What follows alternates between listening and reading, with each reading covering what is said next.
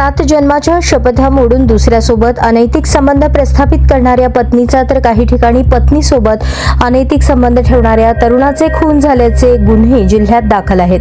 पत्नीच्या चारित्र्यावर संशय, पत्नीचे अनैतिक संबंध, प्रॉपर्टीचा वाद अशा कारणातून सर्वाधिक खून झाले आहेत. सोलापूर जिल्ह्यात 2 वर्षात खुनाचे 1 नव्हे 2 नव्हे तर तब्बल 130 गुन्हे पोलिसात दाखल आहेत.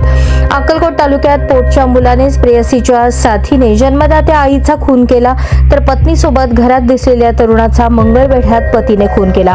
दुसरीकडे प्रेम संबंधास अडसर ठरणाऱ्या प्रेयसीचा पतीचा खून करताना प्रियकर देखील तलावात बुडून मरण पावल्याचा गुन्हा ग्रामीण पोलिसात दाखल आहे. क्षणभर सुखासाठी अनेक जण जन्मभर तुरुंगात बसल्याची उदाहरणे आहेत. काही गुन्ह्यांमध्ये तर शेतीच्या बांधावरून, प्रॉपर्टीच्या कारणातून अनेकांनी टोकाची पावले उचलली आहेत. पोलिसात दाखल गुन्ह्यावरून रक्ताच्या नात्यांचाच विसर पडल्याचे दिसत आहे.